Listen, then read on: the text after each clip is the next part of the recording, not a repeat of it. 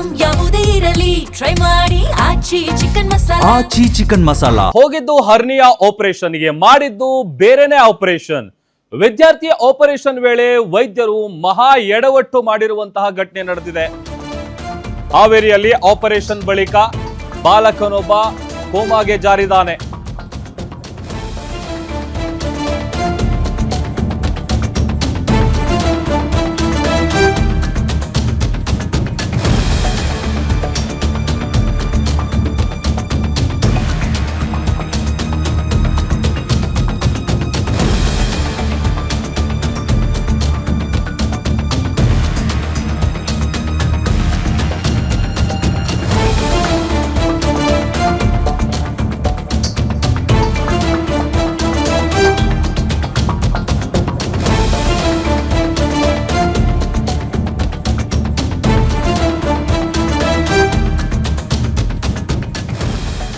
ಹೋಗಿದ್ದು hernia ಆಪರೇಷನ್ಗೆ, but ಮಾಡಿದ್ದು ಬೇರೆನೆ operation. ವಿದ್ಯಾರ್ಥಿಯ ಆಪರೇಷನ್ ವೇಳೆ ವೈದ್ಯರು ಮಹಾ ಎಡವಟ್ಟು ಮಾಡಿದ್ದಾರೆ.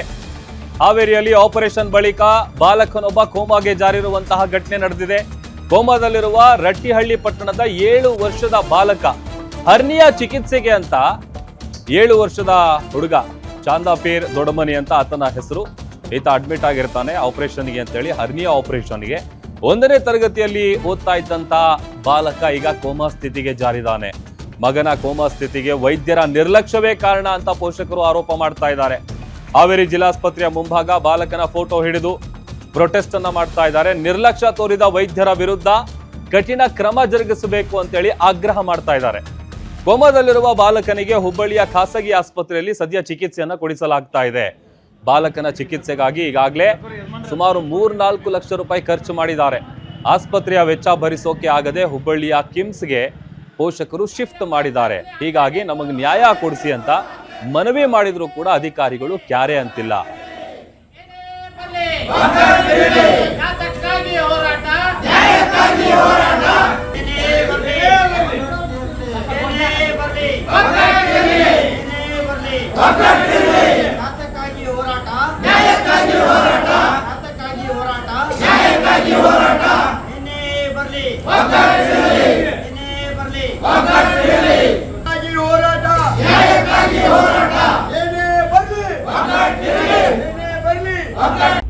ಆಪರೇಷನ್ ಮಾಡಕ್ ಕರ್ಕೊಂಡ್ ಹೋದವ್ರು 3 ತಾಸು ಆದ್ರೆ ಕರ್ಕೊಂಡ್ ಬರ್ಲಿಲ್ಲ. ಅದ್ ಏನಾಗೈತಿ ಅಂತ ನನ್ಗೆ ಡೀಟೇಲ್ ಹೇಳಿಲ್ರಿ, ತೋರ್ಸಿಲ್ಲ ನನ್ಗೆ ಏನಾಗೈತಿ ಅಂತ. ಅಲ್ಲಿಂದ ಇಲ್ಲ ನಮ್ಮ ಮಗ ಹತ್ರನೇ ಇಲ್ಲ ನೋಡ್ರಿ. ಅದ್ ನಮ್ಗೆ ನ್ಯಾಯ ಬೇಕ್ರಿ. 2 ತಿಂಗಳಾದ್ರಿ ಇವತ್ತು ಕರೆಕ್ಟಾಗಿ 2 ತಿಂಗಳಾದ್ರಿ. ಚಾಲ್ತೀರ ಅಂತ ಹೇಳಿ ಆರಾಮಕತಿ ಅಂತ ಹೇಳ್ತಾರ್ರಿ. ಏನಾಗೈತಿ ಅಂತ ನಮ್ಗೆ ಗೊತ್ತಿಲ್ಲ ಅಂತ ಹೇಳ್ತಾರ್ರಿ. ಹುಬ್ಬಳ್ಳಿ KMC ಪ್ರೈವೇಟ್ ಆಸ್ಪತ್ರೆ ಕಳ್ಸಿದ್ರಿ ಅವ್ರು. 2.5-3 ಲಕ್ಷ ರೂಪಾಯಿ ಖರ್ಚಿಗಿತ್ರಿ ನಮ್ಗೆ ಪ್ರೈವೇಟ್ ಆಸ್ಪತ್ರೆ. ಇಲ್ಲಿ ಮಟ್ಟ ಆದ್ರೆ ನಮ್ಮ ಮಗ ಕಣ್ಣು ಬಿಟ್ಟಲ್ಲ, ಯಾತ್ರಿಲ್ಲ, ಏನೇನು ಪ್ರಾಬ್ಲಮ್ ಇಲ್ಲ. ಏನ್ ಮಾಡ್ಯಾರ ಗೊತ್ತಿಲ್ರಿ ನಮ್ಗೆ ನ್ಯಾಯ ಬೇಕ್ರಿ. ಯಾಕ್ರಿ ಬೇಕ್ರಿ ನಮ್ಗೆ ನ್ಯಾಯ? ಏನ್ ಮಾಡ್ಯಾರ ಅಂತ ನಮ್ಗೆ ಗೊತ್ತಿಲ್ಲಲ್ರಿ. ನಾವ್ ಇಂತ ಆಪರೇಷನ್ ಮಾಡಿ ಅಂತ ನಮ್ಗೆ ತೋರಿಸಿಲ್ಲ. ಅವ್ರಿಗೆ ಹಿಂಗಾಗೈತಿ ಹಿಂಗ್ ಮಾಡ್ಯಾವ ಅಂತ ಹೇಳಿಲ್ಲ ಅವ್ರು. ಯಾಕೆ ರಕತಿ ಬಂದಿಲ್ಲ, ಯಾಕ ಪ್ರಜ್ಞೆ ಬರ್ಬೋದು ಅಂತ ಇಲ್ಲಿ ಮಟನು ಓದ್ತಿದಾರ್ರಿ. ನಮಗ್ ನ್ಯಾಯ ಬೇಕ್ರಿ. ನಮ್ಮ ಮಗ ಏನಾಗೈತಿ ಅನ್ನೋದು ಅವ್ರಿಂದ ನಮ್ಗೆ ನ್ಯಾಯ ಬೇಕು.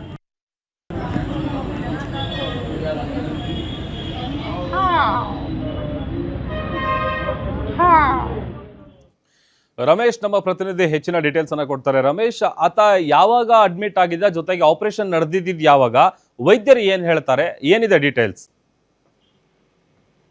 ಪ್ರಭು, ಈ ಒಂದು ಘಟನೆ ನಡೆದಿರುವಂತದ್ದು ಹಾವೇರಿಯ ಜಿಲ್ಲಾ ಆಸ್ಪತ್ರೆಯಲ್ಲಿ ಕಳೆದ 2 ತಿಂಗಳ ಹಿಂದೆ ಈ ಒಂದು ಘಟನೆ ನಡೆದಿರುವಂತದ್ದು.